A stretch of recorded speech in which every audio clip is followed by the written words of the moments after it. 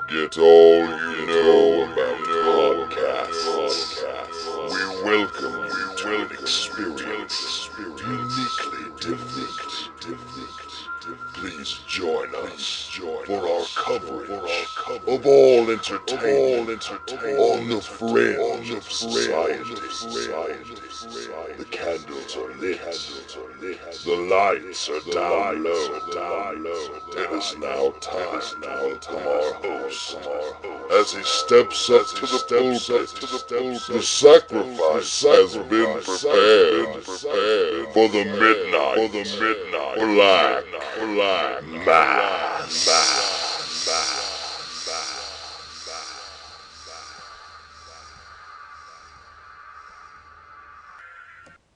Hail, children of the damned, it is I, the maniacal minister of the occult, the devil you know, the Reverend Dan Wilson, back for another edition of the Midnight Black Mass. Thank you for all of the kind words and responses regarding last week's edition with the strong-style Psycho Tank in part 1 of our 2-part interview with him, which, coincidentally, part 2 is right here in just a few moments coming up on the show. Talked about a lot of things, mostly relating to NWA Wildside and the Wildside Chronicles. Just get a few plugs regarding Wildside. You can follow Wildside founder Bill Behrens on Twitter at William Behrens, Behrens. You can also find him on YouTube. The channel is NWA Wildside, and he actually, with the help of the Anarchy webmaster, Craig Cole, I believe is the gentleman's name, has been putting the old Wildside episodes up, so you can hear a lot about what we're talking about, or you can actually see, rather, what we're talking about here on the program by going to that YouTube channel and watching a lot of those matches. They're right into 2001 now, so it's really when a lot of the great stuff started popping off in Wildside, and it's a good point to follow it forward to the end, and you can even go back and get caught up on what you missed. So very cool. Ought to check that out. You can also see me and Tank in action coming up this Saturday, actually, the 28th of September, 3 p.m. in Gotham City. And that's pretty cool. Better watch out for the Batman. He might be coming after us, trying to take us in. But in Gotham City at Six Flags Over, Georgia, at the Axis Arena for Monstrosity Championship Wrestling at Six Flags Fright Fest. The Devil's Rejects will be taking on the Undead Luchadors. Then the following Saturday, October the 5th, we're back at Empire Wrestling, Facebook.com/Empire Wrestling in Rossville, Georgia, for another big card there. They're going to crown a #1 contender, finally, to Tank's Empire Heavyweight Championship. Bobby Hayes, the Butcher, going to be taking on the Temptation Sean Tempers, the two of the top guys in the region. Really going to lock horns there with a lot at stake. Also see the Rejects in action. Got a little bit of a score to settle with that Tommy Pinarelli. I tell you, he showed what a weasel he was last week. But that's besides the point. Just got a great part 2 with this Tank interview coming up. It actually is going beyond. It's Life After Wildside is part 2, so still relevant to the Wildside Chronicles, because what he did in Wildside propelled him there. Also, a note about part 1. I didn't want anybody, after listening to it, you just friends bullshitting back and forth. So I listened to part 1, and I did think that maybe I was coming off a little critical of Anarchy Wrestling, so let me just set that straight. If anybody thought otherwise, I certainly wasn't. Just talking real, that's kind of the point of this podcast. Pretty much with everything in wrestling, you cut it with your own bias. I mean, that's anything really, where you've got a platform to speak on things. But and so what we've been trying to do with a relaunch here is to really present a more straightforward, honest discussion, less showmanship in that respect, and getting down to brass tacks and the real information at hand.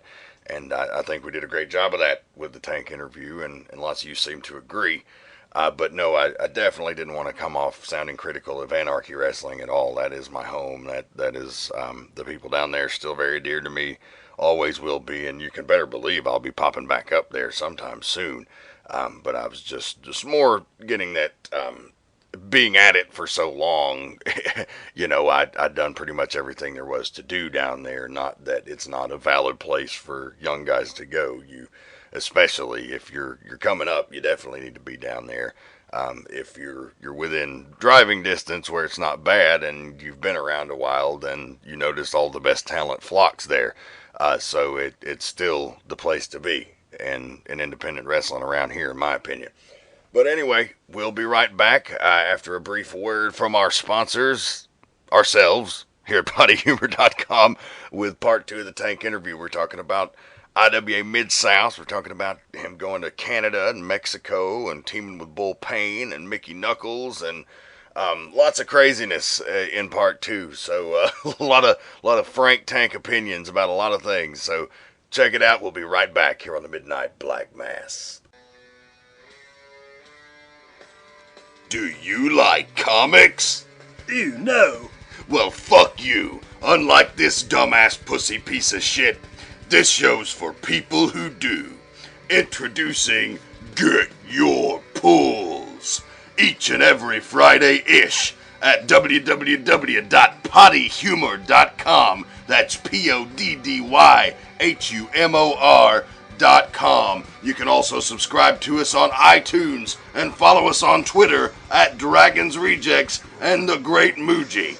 We will be providing comic coverage from Marvel, DC, Image, Dark Horse, all of the major and independent titles. We'll be looking at our favorites and yours each and every week only on Get Your Pulls. Get your balls.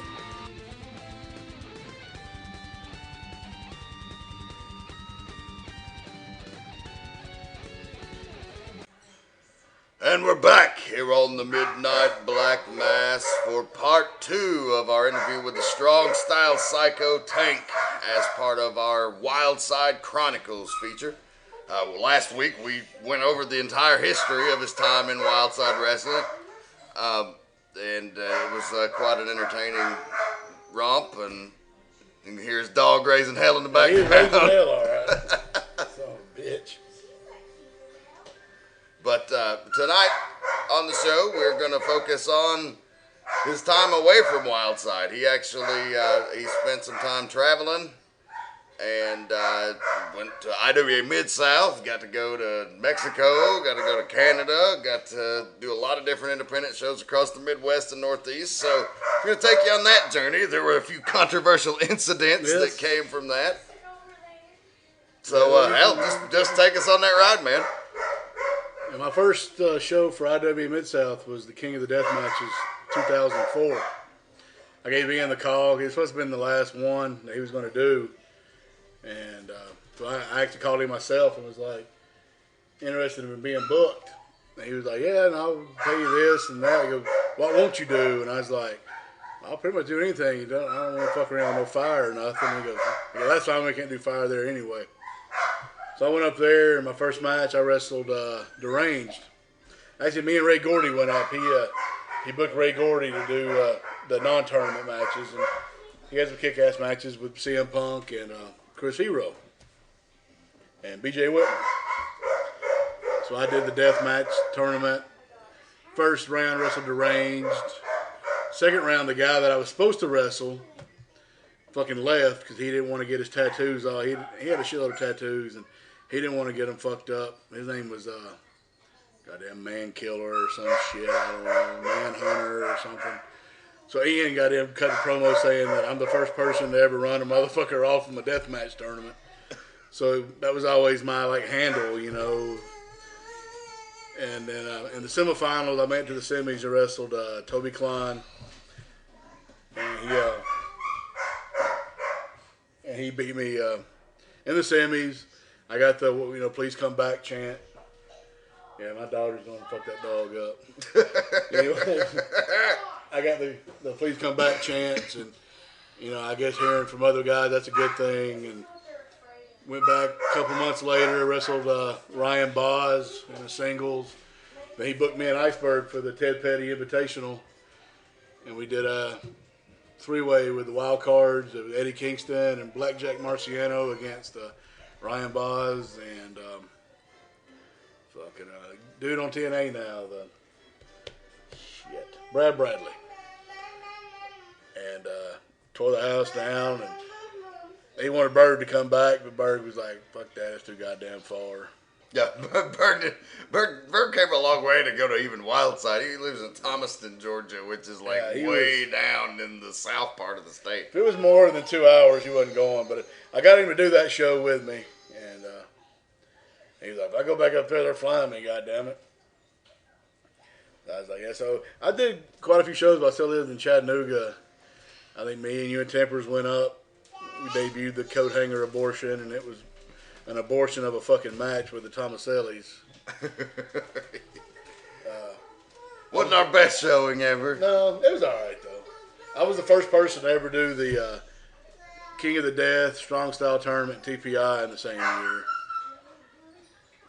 and I was always proud of that moment. Got to work Samoa Joe in the Strong Style Tournament, and this is when he was 10A champion. So, he really had no business letting me beat the shit out of him like he did. I was thinking, I ain't gonna get nothing in. I just want to wrestle Samoa Joe. I didn't care. And he was all like, we're gonna make it believe like you're gonna win. And we went 15 minutes, and I beat his ass for 14 minutes and 50 seconds. Missed the spot. He choked me out. End of that. He was a real pro. He was all like, you're here more than I am. There's no sense in me trying to go out and hit all my big shit. He goes, I'll hit my big shit. You just no-sell everything I do. I'm like, what? He's like, yeah. So, he did the big dive through the ropes, and he gave me the big forearm. And I sat down in a chair and stood right back up, and he sold it like, holy shit. And I had a few matches with Necro Butcher, King of the Death 2005, was in Indianapolis, and wrestled Necro Butcher for the first time. And I called my wife. My daughter was in the hospital. She was born 10 weeks early. And I was going to cancel the booking, but my wife was like, no, you need to go. You're getting on my fucking nerves. All right, so I went up there, and we did the whole deal with Necro. We did the sit-down spot, and we got in the back, and he's like, man, he goes, you've hit me harder than anybody fucking has. I was like, I guess that's a good thing. He goes, yeah. 2 weeks after that, wrestling him again for the Carnage Cup. First Carnage Cup, I won that tournament.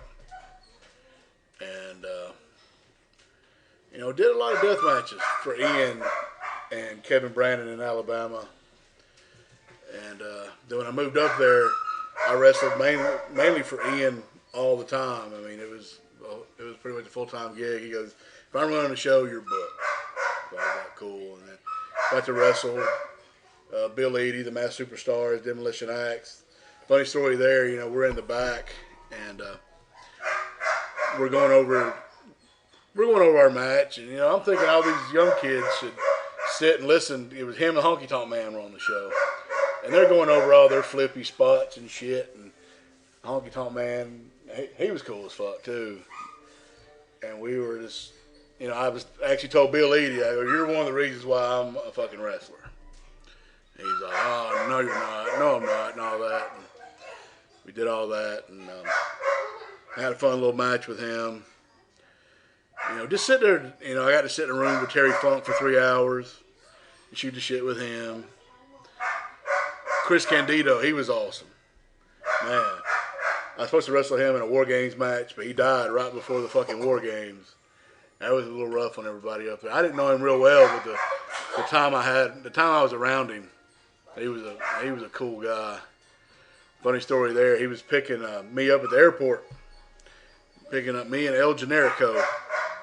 And he's standing there with a sign that says El Generico, asking people if anybody's gotten off the plane with a fucking mask on.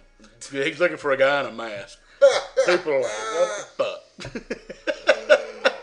Oh, man. Interesting. Got a question off the Twitter wire. Again, another one coming in. Have you ever been paid by the promoter who is hiding in the bushes? If so, has he ever had balls on the forehead? Yeah, I've been paid by the guys who hid in the bushes. I've never put my balls on his forehead, but I'm sure somebody has. Well, actually, I haven't done a death match in 4 years. I'm actually going to go do one in Tullahoma, Tennessee, November 16th. Carnage Cup 9 or some shit. I know I'm wrestling Matt Tremont in the first round. He's like a new up-and-coming death match guy. And I'm going to teach him old school death match, I guess. But anyway, yeah, I got my money. That was the thing. It was kind of a fuck up. Bill lined the whole thing up, and he told me how much I was going to get, and I was like, okay, cool. Which was, I'll tell you, it was going to be $250. And Bill goes, well, he's going to send you half of it. So he sent me a check for $250. And I was like, I told Bill, he goes, he said he's going to send half. I guess he's going to pay you $500. I'm like, hell yeah. So I go and I do my match. Somebody calls the police and they shut the show down. So he has to give back refunds and all kinds of shit. I'm like, well, I did my shit. I want my other $250. So I go looking for this motherfucker, and he's hiding in the bushes. I'm like, hey. I'm like, what the fuck you doing? The man goes, somebody's going to try to whoop my ass. And I was like, well, I'm going to whoop your ass. You're going to give my $250. He goes, I already paid you. I was like, no, you sent me half. I want my other half. He goes, no, that's supposed to be all of it. He goes, that's for, he goes, I was like, Bill Barron's told me you're going to send me half. So he counted out another $250. Put that shit up. He handed me another $250. And Bill calls me and is like, well, I guess I'll have to send him back $250 because that's all it's supposed to have been. I was like, I ain't sending him back shit. So Bill sent back $250 out of his money, so I wouldn't have to whoop his ass either. But I did a few deathmatch shows for him. He's quite a character. You're going back to work for him, so I guess it all worked out. Well, I was booked for like one of the Carnage Cups in 2008, and I got unbooked and didn't know it till I read it off a message board. He didn't call me and tell me or nothing. So I got a hold of him. I'm like, aren't you gonna tell me I was unbooked? I figured you'd say it on the internet. I'm like, goddamn, dude, you're supposed to let me know. That's a professional thing to do. And I was actually coming into town that weekend, and I told him, I was like, well, since you booked me, I go, I want my goddamn money anyway, since now I've canceled other bookings. And he's like, you ain't getting shit. So I had him scared to death. I was going to drive to Alabama from Chattanooga and kill him and his family. Now, I pretty much told him I was going to kill him. And apparently he had like extra security there. I didn't show up. Waiting on the tank run in. Yeah, that would be Kevin Brennan from IWA Mid-South. And hey, I've worked for Kevin several times, and he's always lived up to his word on his end, and always was a good paying promoter. So I give him that. Oh yeah. Interestingly, there's a lot of controversy surrounding the deathmatch style, and I you are more of a Terry Funk, Cactus Jack throwback. There was a time when hardcore wrestling wasn't considered just total garbage because you had guys who could work doing it as kind of like a different evolved form of the art form of it. It still was professional wrestling. I think some of these deathmatch guys now in these days go to such an extreme that it's really beyond wrestling. Kind of what are your thoughts on just the whole, your approach to death matches versus more what's the common perception of them? Your purists think it's all garbage. I still think it's just a form of pro wrestling. It's not for everybody. I mean, your normal fan don't want to watch that shit. It's the sick fuckers. I mean, these deathmatch fans will drive from all over the country to Alabama or Tennessee. I mean, I would do shows in Indianapolis for Ian, and there was guys from Philly coming to those. And I've seen the guys from Philly coming to Alabama for deathmatch shows.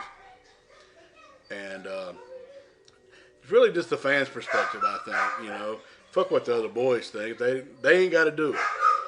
I've never told anybody, I'm going to goddamn, you're going to do it a fucking deathmatch. If you don't want to do it, you ain't got to do it. It was, for the 4 years I did them constantly, it was my, that was my choice. Nobody forced me to do the shit. I chose to do it. And like I said, the boys who don't want to do it, don't have to do it. Fuck them. There's no, I don't want to do no goddamn flippy gimmick. Right. So I ain't going to do it. If that's your choice. But if you want to do the strong style or technical, I'll try to go with some of these young boys. I don't know. Wrestling's kind of passed me up, I think, I feel the same way sometimes. I see a lot of these guys, like I was saying earlier, they've trained for 6 weeks. They've been in the business 6 months, and they go to a Ring of Honor show. I went to a Ring of Honor show last weekend and saw a bunch of new guys, and I'm just telling them after the show, just because you saw it here don't mean you go tomorrow night and do the same fucking move. Yeah, they have a very specific audience. Yeah. You know, and they were all like, yeah, man, yeah. But I guarantee you, if you watch their match, they tried to do, there were 7 matches on the card. There was probably, 500 spots. And I'm sure in one show, 400 of them were attempted. Right. You know. But like you were talking about, like, when ECW came around, it wasn't really deathmatch wrestling. It was just the hardcore style. But you had guys that could work. Tommy Dreamer, Perry Saturn, the Pit Bulls. Well, they weren't real great, but they were pretty good at the hardcore. They were competent, But like, John Cronus was awesome. Oh, fuck yeah, he was. To be a big guy doing 450s and shit. Perry Saturn, he was awesome. Dreamer, of course. I mean, Terry fucking Funk. Terry Funk. He's the founder of this guy, Terry Funk, wrestled in Japan for 30 years. Took time off and came back and was jumping in goddamn barbed wire with C4 hooked to it. Blowing himself up. At 50 years old or whatever. And not because he had to. No, he chose to do it. Yeah, I mean, that was, him trying to make himself stand out. He's like, he told me himself he was getting too old to do normal shit. So he had to do stuff that was easy, and that was death matches. And, I've done hundreds of death matches and never got hurt. But then go do one regular match at TPI and snap my ankle 12 seconds into the fucking match. I'm like, really? Away it goes. But I will say, I actually broke my ankle a minute into the match and went 12 minutes after that. Who you working? Brent Albright. Ah. Gunner or something. He was in WWE for a minute. He was an amateur wrestler who was. He took care of me. He knew I was hurt. He was like, "Hey, bro, you want to take it home?" I was like, "No, shit, no. Well, I'll do what I can." He gave me a big German on my head and all kinds of shit. He jumped me on my head so I forget about my ankle, I guess. Like, here, let me take your mind off of it. Yeah, that's pretty much how it was. He was a big, strong motherfucker too. And but I've run into some shit balls in the death match. Guys that are stabbing each other with fucking erecto knives and shit. I'm like, what the fuck's wrong with y'all? Working death matches is so easy. Just if you got glass, save it for last. Yeah, well, it's all about, like, the danger of the gimmicks. And the guys that go out there with a million gimmicks in the first spot are like, fucking, let me hit you in the head with a fucking pane of glass and an inverted cross fucking barbed wire baseball bat. And, and a lot of these guys, they, like Ian's finals every year was like no rope, barbed wire, 400 light tubes. And as soon as they ring the goddamn bell, they just start swinging them like lightsabers. I always thought, save that shit. Yeah, it takes the psychology out of it, if you create the element of danger, if you sell how fucking horribly this can maim you and fuck you up before you ever go into it, then you're creating the tension and you're building it up the right way. And when you finally do go into it, it actually means something and the crowd goes wild instead of going mild and saying, he fucking just fucking shat 500 thumbtacks into the guy's mouth. Yeah. Yeah, I did tons of them, and I met some really good guys, that came up through, like Toby Klein, Necro Butcher, Brain Damage. He was a hard-hitting motherfucker, too. And he was a guy, he started out, and he wanted to punch people in the face really hard, and he hit me one time. I was like, fuck this. I gave him a Samoan drop in the light tube. Did he pass away recently? Yeah, about a year ago. Yeah, that's unfortunate. And he, and I did work with Too Tough Tony, Madman Pondo. Pondo's been all over the fucking world. Danny Havoc, Drake Younger. Drake Younger is like, he started out just doing garbage matches, and now he's probably one of the top guys in the fucking on the indies. Yeah, he's sought after. Really good guy too. We hung out with him a bunch. I remember going. He's drug free. He was always jacked up on pills or pot or whatever. And now he's drug free and fucking tearing it up. And he's always one of the guys I always liked. And, I always got along with him and taught him a few things. And now he's, maybe one day he'll get signed. I've heard he's on the radar. Yeah. He's really, really quality dude. Yeah, I always enjoyed spending the little time I did with him. But we worked together on quite a few shows there for a little bit of a period. And then a little bit later on, I met Freak Show and Insane Lane and some of the Alabama guys. Did an angle with them where we were like the North IWA Deep South versus IWA Mid-South, and we were the Deep South guys, and hung Mickey Knuckles in a cage, and Axel Rotten about crushed my skull with a chair that wasn't supposed to be used, and thought it was funny. Oh, sorry, brother. I was like, oh, damn. And when I worked for Ian, I worked on shows with the top guys now. All right, let's say, you got CM Punk, Daniel Bryan, your top two guys in the Fed. Oh, yeah. By far. And just a few short years ago, I was hanging out with them in a fucking Waffle House in Ulitic, Indiana. And like when I was booked for my second TPI, we did a Q&A, and you had CM Punk and Evan Bourne or Matt Sydal at the time, Delirious, Claudio Castagnoli, all these guys who were in the Fed or whatever, and I'm just sitting there with my fat ass like, yeah, I was the first person to speak, and I said, yeah, I fucking belong here. You got the best wrestlers in the goddamn world, and me. I'm like a turd in a punch bowl. I disagree, because I don't think there was another guy in that crew that did what you do. No. And me and Brad Bradley went out and had the best 5-minute fucking match in TPI history. We legit beat the shit out of each other. That's what Ian wanted. He goes, I want 5-6 minutes. Y'all just beating the hell out of each other. I don't want no goddamn moves. I just want y'all punching and forearming. And that's exactly what we did. So talk a little bit about Mickey Knuckles and working with her, because that seemed to be a reoccurring theme, that you always ended up working her somewhere in a man versus woman match. I was one of the only guys. I actually put her over in a deathmatch tournament. Because Ian I actually brought up to Ian. I said, hey, why don't you let me put her over first round? And even boys in the back were like, what the fuck are you going to do that for? Why? I was like, who gives a shit? Because the way I'm going to do it, it's going to look like she fucking kills me. And I already had everything planned out, how it was going to work. And I put her, she kicked a barbed wire baseball bat in my face. She was a unique attraction, Yeah, there wasn't really anybody like her. She hits harder than most guys. I've wrestled guys here in the last 6 months, and I'll tell them, in the ring while they're hitting me, I go, I've been hit harder by fucking women than you're fucking hitting me. And they're just like, huh? Yeah, man, she was awesome. We always got along. I don't know the story between her and Ian. Don't give a shit. But, I think she just recently had a baby about a year ago. Now she's back wrestling again. Doing what she does. And I think she's mainly just wrestling guys now. Because, goddamn, she hits like a guy. Yeah, it's almost unfair to put her in with women because she's so beat the shit out of much tougher than your average woman wrestler, So, like around here in the Chattanooga area, we got like 3 or 4 female wrestlers, and it would be cruel to put Mickey Knuckles in a ring with any of them because she's not going to work with them. She's going to beat the shit out of them. Yeah, and be like, "This is what you really want to do."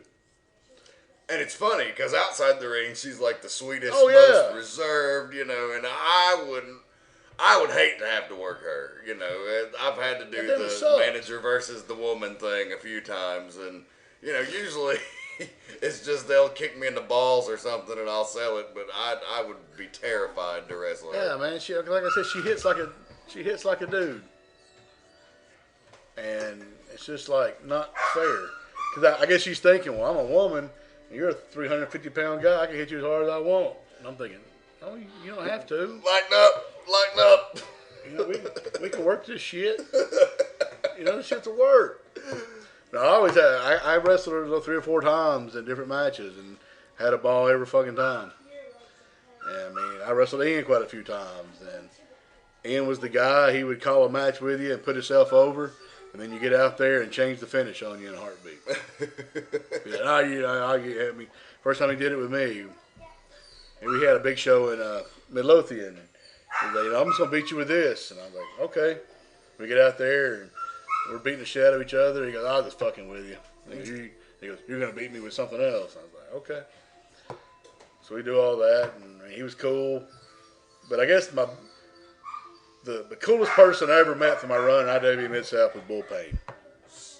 He was an old school guy, worked at AWA. Rick Gantner was a Texas hangman in Puerto Rico and AWA. Legit bad motherfucker. Oh, yeah. He's one of the guys that you didn't want to fuck with, and he would cuss you out in a heartbeat. He would be joking, but he would cut. I take Tempers up there with me, and Bull Payne sat in the same chair every show, and Tempers gets there and he's sitting in it. I didn't tell him nothing. I want to see Bull Payne cuss him out. Nobody tells him. Tempers just getting dressed. Bull Payne walks in. He's like, oh, he goes, I missed one fucking show, and some fucking newbie just takes my goddamn chair. And Tempers just look on his face is like, oh, fuck. And he just cusses him out for like a minute. And he goes, and I'm just fucking with you, you know. And yeah, he's just one of those guys, man, that you don't want to fuck with because he will beat the dog shit out of you. Yeah, I always thought he was really cool and still. And luckily, he was always on my side.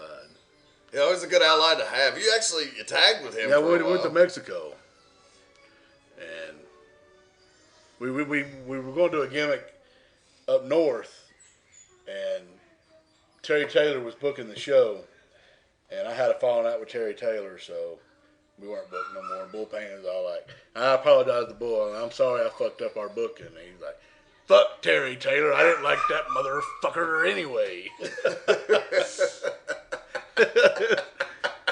He goes, when I found out he was running it, I was like, I almost no-showed. Fuck him.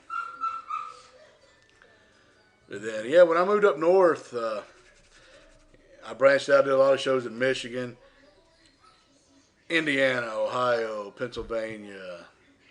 Went to Nevada, Went to Texas. Canada once, didn't you? Went to Canada for a couple of shows. Canada fans were fucking weird, man. I wanted to get booked for IWS. That was a promotion that Kevin Steen, Generico, and all those guys came out of. It was in Montreal. It was like fucking, it would have taken me like 15 hours to drive there. But I just wanted to do it. They just weren't going to pay me shit. And I was like, fuck it, I ain't going to. Kevin Steen was all like, man, you would love IWS. You could work like Frankie the Mobster, do the deathmatch shit with Beef Wellington, blah, blah, blah. They just wasn't going to pay nothing. They shouldn't have wasn't going to fly me. But I did a show in Windsor for Scott D'Amore. I did a couple of shows for him. He was a cool guy. You know, he was part of Team Canada on TNA. Old school guy. I think he had wrestled for quite a few years before he started doing he the was managing. well known up Yeah. there as a worker for years. No, he booked me for. He ran like 2 or 3 shows a year. You know, he'd run these casinos, and you know, I was on shows like with the Motor City Machine Guns, Alex Shelley and Saban, and he had Monty Brown on the shows, and I took a pounce, so I thought that was cool as shit. And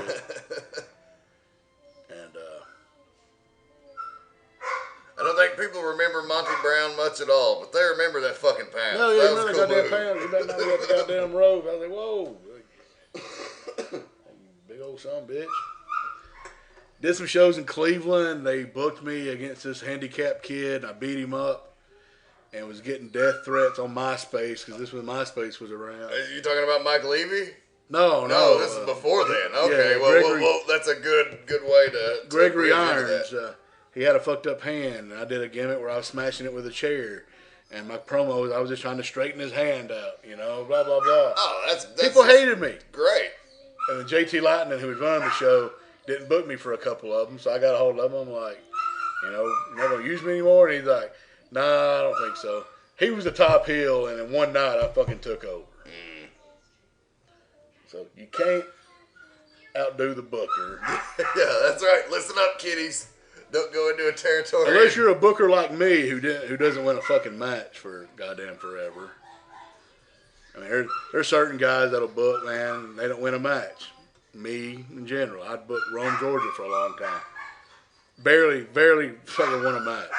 I just think it's dumbass for a booker to put himself over and be champion and all that shit. Paul Yeah, I hate booking like when the rejects are in a territory because it's like, what do you do with them? They're historically strong. So if you job them out, it's bad business. But then if you put them over all the time, you look like a dickhead. So Yeah. like really, you can't fucking win. You know, there's guys around here, Paul Lee, Goddamn Nature Boy. He's been doing the gimmick for 20 fucking years, and he's like 185-time AWF champion or some shit. And the funny thing about that guy is that he's actually a pretty good worker when he wants to be. That's all I'll really say about him. But, you know, when he wants to be, he's a pretty good worker. All he wants to do is beat the shit out of his trainees. And, like, if we were trying to book him at some show, he'll show up, but if he's going to wrestle me or something, then it probably ain't going to happen. Because I just told him I thought he was a dick face. But Mike Levy. Yeah, let's talk about Let's talk about the Mike Levy. That's important. That's highly asked about. King of the Death Matches 2008. Well, Ian started doing Queen of the Death Matches with women. And Mike Levy was just there to watch. And he was all like, you know, you want to do this Queen of the Death Match? You can work Mickey. And he was like, sure. So they go out and they beat the fuck out of each other. And Mike Levy, you know, he was pounding on Mickey pretty good. Gave her some big whelps on her head. And this one she was doing the whole TNA shit too. And so they finished the match. And me and Ian and Devin Moore standing out there. I go, let me go in and give him a curb stomp. So Ian's like, sure, go ahead. So I run in. I was going to curb stomp him onto a ladder.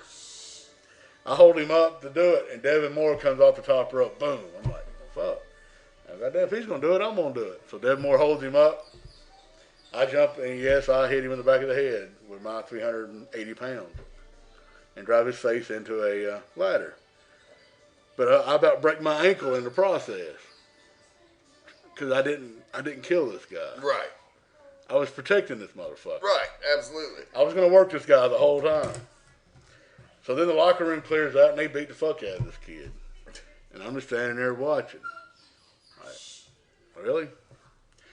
And then I cut a promo about, you know, you piece of shit. You don't need to be here. You need to learn how to sell. Because Mickey would hit him. He wasn't selling nothing. And it was really just a bunch of shit. But I caught the brunt of it. Oh, yeah. Because later on that evening, I did a 4-way match. And Wax came up the top of the building on top of me to a table. And I no-sold it.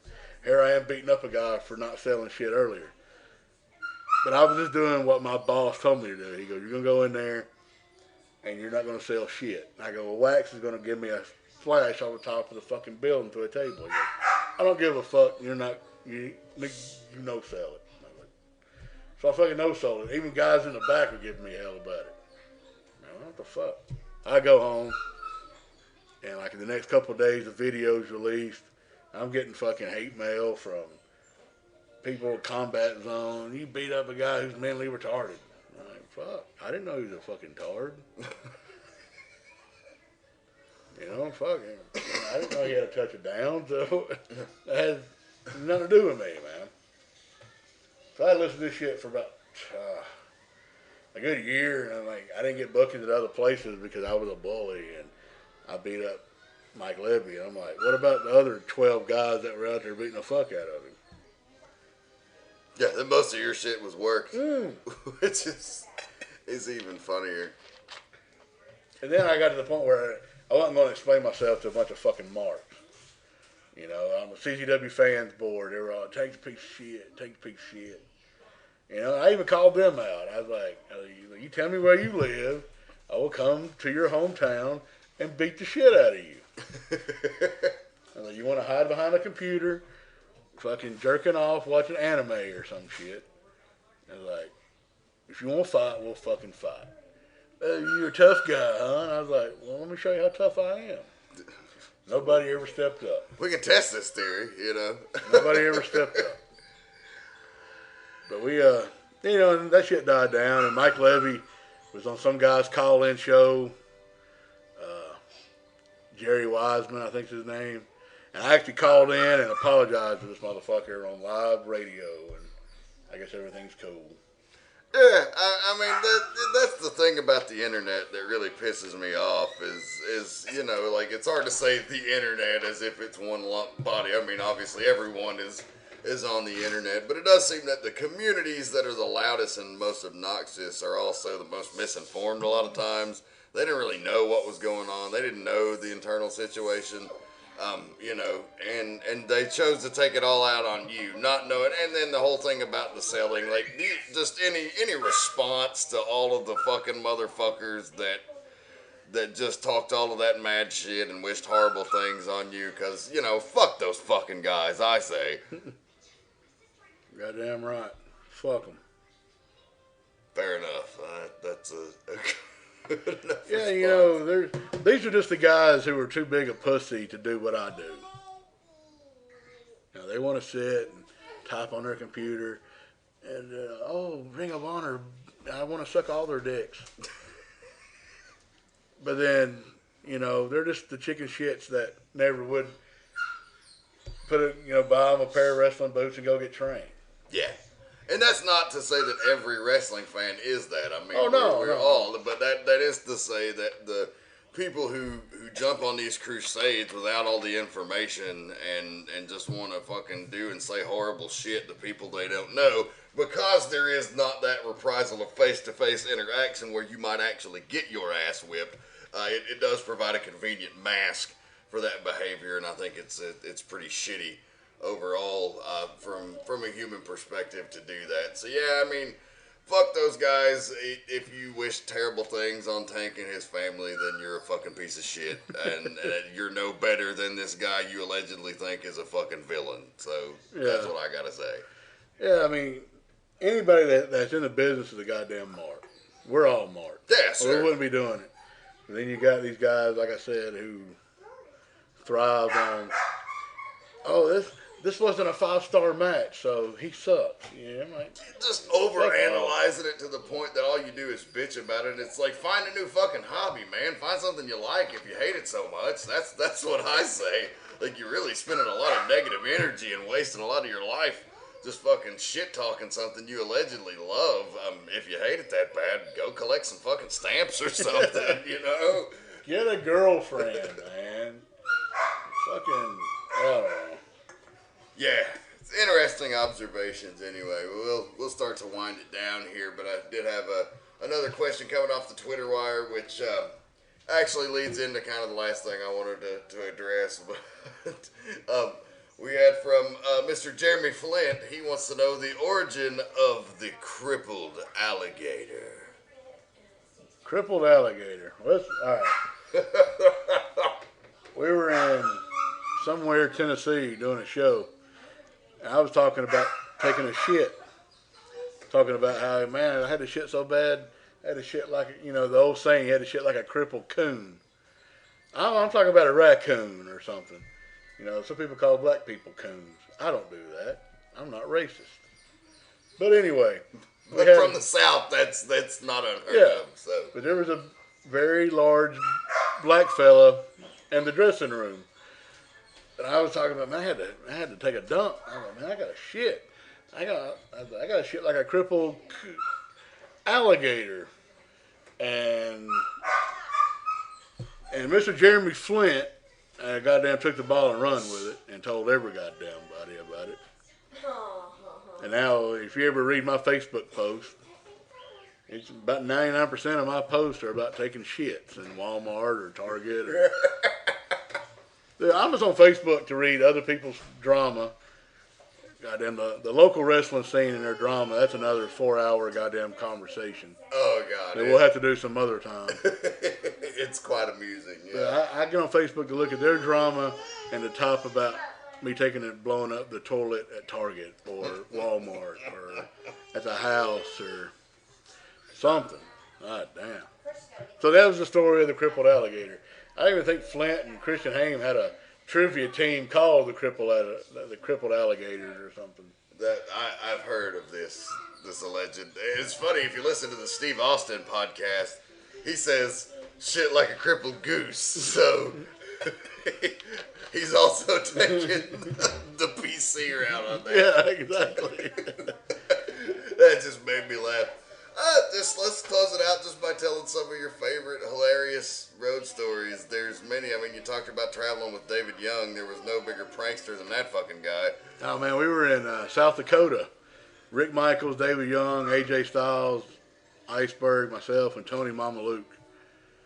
And AJ, he's the real religious guy, the quiet guy. He's just being real quiet. Well, Rick Michaels is talking about the Puerto Rican family type with Homicide and Low Key and Danny Mouth and all these guys from up north. It's like the best family of wrestlers ever, of one group. And Tony Mamaluke cut a 45-minute promo standing up in an expedition about how the Samoans were the best goddamn family ever. That was funny. We had a drunk Iceberg throwing beer bottles at Harley Davidson guys out our hotel window. I'm getting dressed, and there's a stripper back there with us, and my nuts are hanging out of my boxers, and Iceberg told me to put my chicken heart up. So that's why I was from Chicken Heart, South Dakota for so many years. The hotel we stayed in up there was a titty bar in the hotel. AJ Styles had never been to a titty bar before, so we dragged his Bible thumping ass in there. And we're all, and we have unlimited alcohol, so we're all drunk as hell, except for AJ. Well, this one girl's walking around, she's like the hottest chick in there. So we're like, what the hell? So she's like, yeah, this is my first night. I've never danced before. I'm really nervous and blah, blah, blah. And she was hot. Big tits, she wore glasses. She was just sexy as hell. AJ disappears for about 30 minutes. He comes back with this big shit-eating smile on his face. We're like, what the fuck? Where you been? I was just talking to somebody. Okay. Well, that girl comes out fully dressed. And she comes up, she thanks AJ for the goddamn promo that he cut her. So she quit. We never even saw her naked. She says, I'm glad I had that talk. I don't need to do this. And walked the fuck out. And Tony Mamaluke cussed AJ Styles out in this titty bar and says, take your ass back to your room and get the fuck out of here. That's, somehow I've never heard that story. In all of the fucking years I've known every person in that damn story, I've never heard that one. That is hilarious. Because we always call AJ Jesus, because it's I'm not a fucking religious guy at all. I have crazy philosophies on, the spiritual world and shit that'll probably disturb you, so I won't go into them. But, fucking, you don't want to cuss in front of AJ, You feel bad. He's so pure and clean. Now, we were coming back because we had to drive to Denver to fly back to Atlanta. And, I don't know, something pissed me off, and I went on a fucking rant, and I was cussing, and AJ told me to shut up, and I told him to fuck off, and he climbed in the back of the vehicle and hid under all the luggage for about 4 hours and wouldn't come talk to anybody. I hurt his feelings that bad. And then we had to, on the way up there, we were running on fumes. We get to this gas station, and there's an old local guy in there who only had half a face. It freaked me the fuck out. His tongue was sticking through his cheek. And I'm wigging the fuck out like we're in goddamn like some horror movie or something. So I pay for my Reezy cup and my drink, and I get back to the vehicle. I tell David Young about it. He goes, goddamn, I gotta go see this. So David goes in and carries on about a 30-minute conversation with this motherfucker. We go back in there, and this guy's having to hold his tongue and his cheek, talk to David. It was the most fucked up shit I'd ever seen. Damn it, man. And, anyway, I did so much shit with Adam and Pierce. Like I said, locked him in a bathroom. One day we were at Wendy's, and we were just sitting there eating, and my wife, I egged her, and she asked Pierce, she's like, hey, Dave, she goes, you want to see my tits? And Dave was like, yeah. And I cussed him out. He's like, oh, man, she asked me.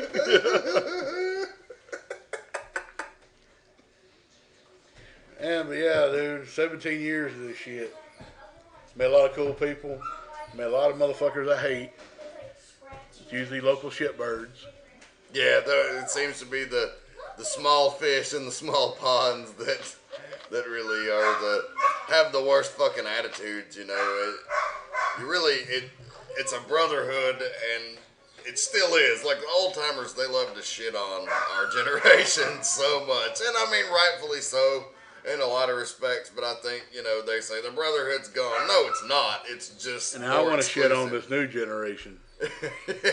Well, you know, wrestling's cyclical like that. Yeah. It all rolls downhill. And like another thing about Facebook.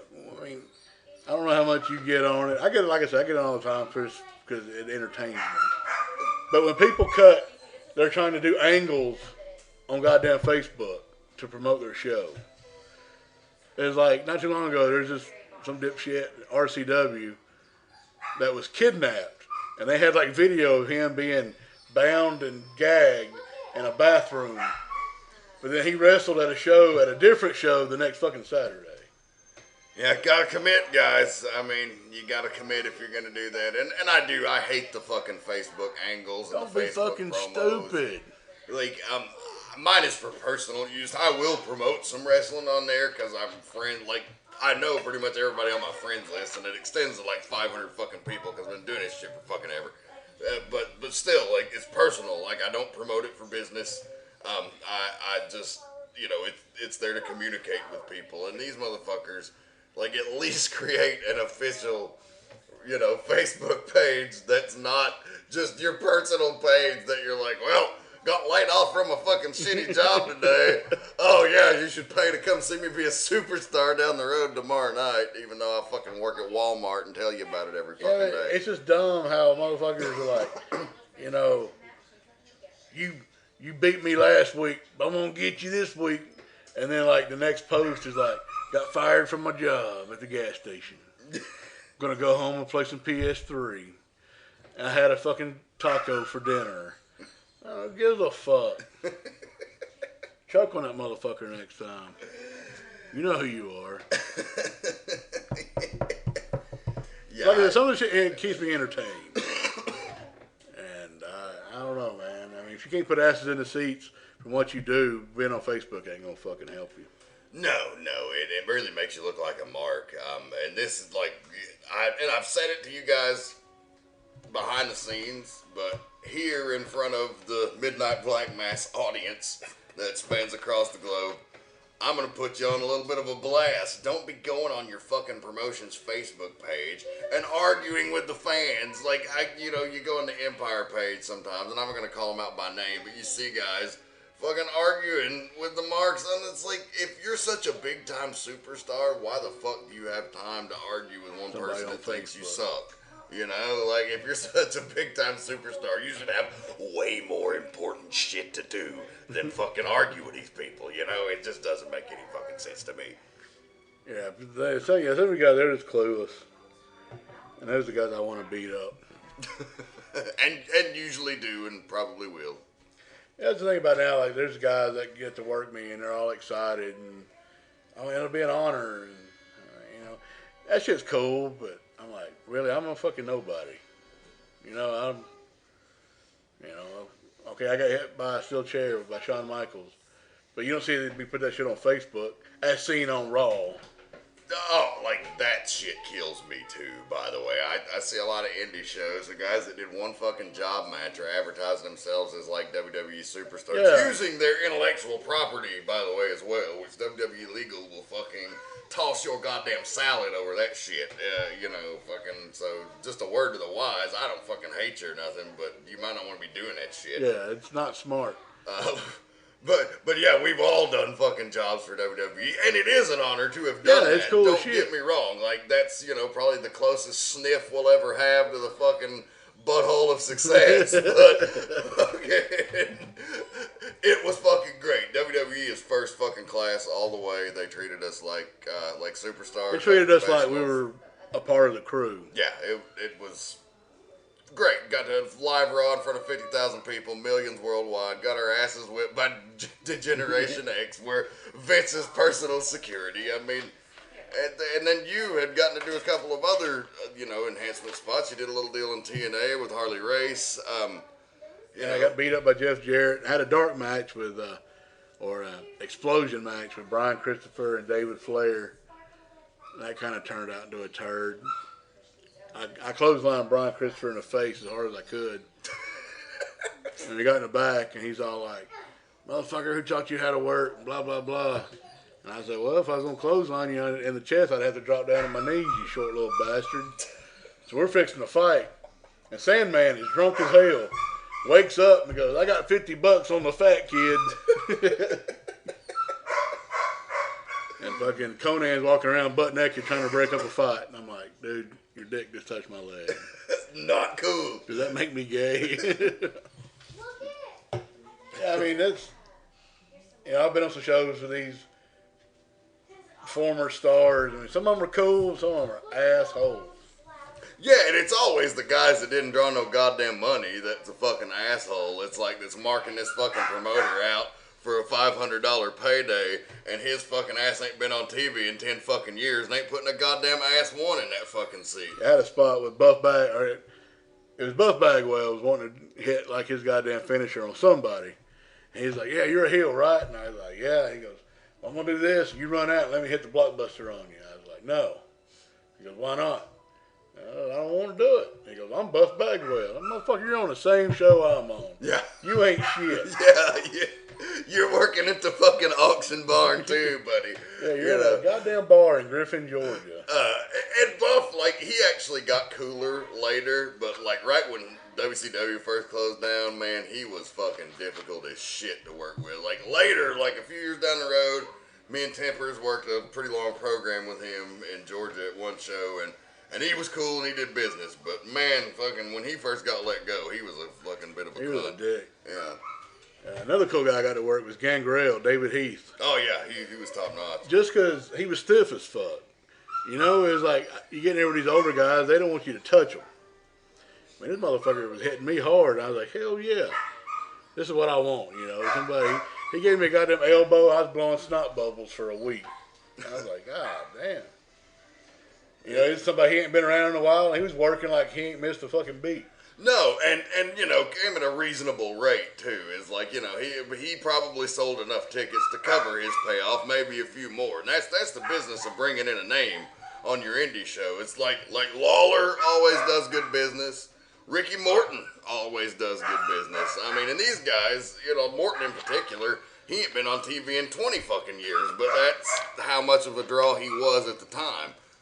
You can pay Ricky Morton $75, he'll make $300 in fucking gimmick sales. Yeah, and he'll sell that many in tickets by damn sure. He always, like every time I've ever booked Ricky Morton, has been fucking positive business. Like the house goes up, everybody makes a little bit more money. It's a good fucking night, And then you got some guys, I won't like bury people or name their names, but guys that are fucking wanting ridiculous payoffs that nobody's gonna pay a fucking red cent to see, And it's like, it sucks, but again, we go back to what we talked about last week. That's the life on the indies. You get some shit payoffs, you get some good ones, but all of the money is really in the top, is in the 10% of the guys on top. Yeah. And everybody else don't get shit. I'd say the Ring of Honor guys make pretty good. I'm not sure. I don't talk to them. I went to the show last week and hung out with some of them, but I didn't talk business with them. I was like, "Hey, I ain't seen you in a while. Fuck off." It was one of those things. You remember that time we got drunk at Spider-Man Webb's house? But I'd say those guys are probably doing all right. Yeah, I mean, they're under contract, so they got to be making somewhat of a decent wage, for them to be able to lock them down. And then when I worked for Ian, I got, a lot of people shit on him on the payoffs, and they didn't get paid. He owed me every dime I was ever owed. And he paid me, if he was short on one show, he made it up the next one. Yeah, I'll second. My working for Ian was pretty limited. It was all thanks to you, but despite what everyone said about him, I'll also second that I got every dime I was ever promised by him.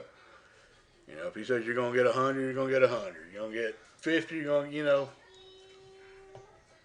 But sometimes, there were some shows we'd do, there'd be 15 people in the crowd. I'm like, man, we ain't going to make shit. He'd fucking still hand you the envelope with the money that was in it. Because that's what, I guess he made a lot of his money wasn't on the ticket sales, it was the DVD sales from the couple of shows before that. That was a thing for a while. That market kind of imploded when the economy just shit the bed because people don't really have be dropping $30 on a fucking wrestling DVD now. But you know, at the time, like CZW and IWA Mid-South and Ring of Honor were all like, you know, I mean, they draw some good houses here and there, but most of the houses were shit, and they were making the money on the back end. I don't know that that's the case now, but it'd be interesting to find out. I worked a show for Ian in Rensselaer, Indiana, and no shit, there was maybe 30 people paid, and the main event was fucking, there was like a double main event. It was AJ and Danielson, and then Punk and somebody, might have been Joe. There was a shit crowd, but, you know, Ian got that check for Smart Mark Video.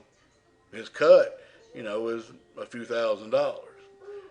Because, you know, you didn't see AJ work Danielson all the fucking time, you know? No. I mean, if he'd have ran that in Chicago, it'd have been fucking packed. Yeah. Or ran it in Philly or Louisville. But he ran it in some shithole in Indiana.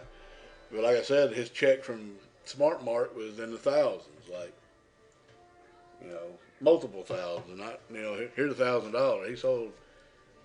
And I was on that DVD, and, you know, a lot of guys, they bitched about getting royalties off that shit. You know, I'd hear them bitching about that. And I'm like, man, like, it's the goddamn Indies. Yeah, like, you ain't negotiating a fucking contract, No. so you don't get no royalties. If you want royalties, get a fucking agent. Because, Exactly. you know, you ain't. And, like, really, what are they making that's going to pay you royalties, you know? WWE's different.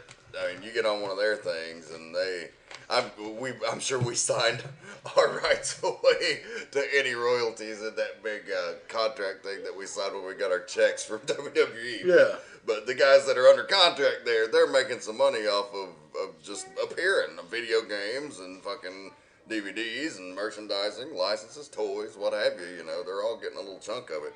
That's what I was, you know, watching a Steve Austin interview, and he's like, you know, his base salary was $500,000, but his checks ever, you know, he made like $6 million a year just on T-shirts and figures and video games. And, you know, that's where they're making their money. It ain't for fucking going from town to town wrestling. No, I mean, they're doing all right, but, you know, the houses ain't, like, all the time just crazy good, and the expenses of running a live show, that's why you have to have that kind of business model to make, that's why they got all the money. You know, that's why they have, in just that small percentage of the business, they have all of it because they have the operation set up. They have, you know, it is the wrestling, but it's the merchandise, it's everything else as a package, making them a lot of money. It's so expensive to run live wrestling. It's hard to make money off of live shows. You can, but it's not easy, and certainly in this economy, it's so fucking hard to get people out of the fucking house. Plus, you're competing with the internet. You know, you hear old timers, like I saw some old timer the other day bitching about, well, my goddamn day, we worked 5 days a fucking week and it was sold out. Now you fucking marks, fucking like 500 people's a good fucking crowd. Well, I mean, you're not wrong, but also you were one of 3 fucking things on television in your day too. You know, there were 3 channels and you were on one of them. So, not 8,000 Dish Network channels and the internet and Netflix and everything else that you're competing with. It's just a different day. Yeah, I mean, people just, like, I remember going to the auditorium as a kid, and there, I mean, the place held 4,000 people. There was 4,000, I mean, it was sold out. You got to think back then, 4,000 at $5 a head. You know, back then it made, you know, 20 grand. You're thinking that's a pretty good house. But after Goulas paid the fucking boys and auditorium for rental and security and all that, I mean, he probably wasn't making shit. Well, you ever seen an episode of South Park where Cartman buys the amusement park and he's Yeah. like, "Yeah, I have my own amusement park." It's free. And he's like, "Oh shit, the ride's broke. Now I gotta hire somebody to fix them." Nobody's cleaning the shit out of the toilets. I gotta hire somebody to clean the fucking toilets. Nobody's taking the tickets. You know, so all of these wannabe promoters, they don't see the little expenses. I mean, you gotta pay fucking insurance on your building. You gotta pay fucking security. You gotta pay ticket takers and ushers and fucking people to set up your ring and your production crew and your fucking video and your music and your pyros, and I mean, it's just like the expenses just continue to mount. So running live events is fucking hard. But I'm sure Nick Goulas, from what I heard, he didn't pay guys anyway. Well, and he was selling out and wasn't fucking paying people. So I take that back. He was making money. The boys wasn't making money. That's why Randy Savage was going to throw him out a window. That's the Tennessee way, unfortunately. And I've had a couple interactions with Mr. Jarrett, and he's a very, very nice man, and was always very kind to me and appreciative of any advice he gave. But him and Goulas both were kind of notorious for paying the guys shit and living in a mansion. Yeah. So our guys are like, "Hey, come on." They're running four or 5 nights a week at $25 a pop. That ain't shit. Yeah. Well, Steve Austin talked about he was making fucking $25. Motherfucker was eating raw potatoes and living in Memphis to stay alive. So all you young guys who think this is a glorious thing, it's not. And then there was times when I was working for shows up north, I'd get my payoff and I'd get hotel money, but I would sleep in my truck. Yeah, oh yeah. You had to do shit to, because if I came home with less money than I left with, the old wife was gonna raise hell. Yeah, gotta make money. Gotta turn it into okay, here's my hotel money. I get $50 for hotel, and pull off and sleep in the goddamn truck. It'd be goddamn living up north. It was cold, so I'd have blankets and pillows. I'd shack up with Marks. I'd get hotel money. I'd crash at their house.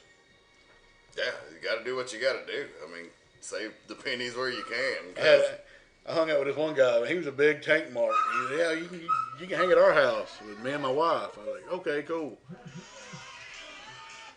So I fucking went to bed, or I laid down and I fell asleep on the couch, and I woke up and this dude's wife is just staring at me, sitting in a recliner staring at me. So I was like, what the fuck?